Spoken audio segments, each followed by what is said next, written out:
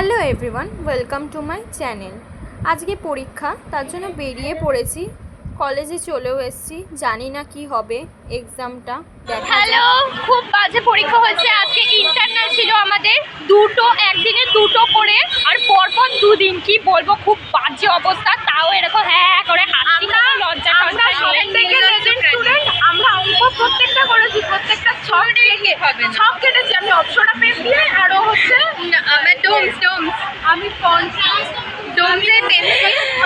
And আমাদের কোনো অঙ্ক ঠিক হবে না, উই শিওর একদম। এবং আমরা খুবই নির্লজ্জ, আমরা বাজে পরীক্ষা দিয়েও হ্যাঁ হ্যাঁ করে হাসি।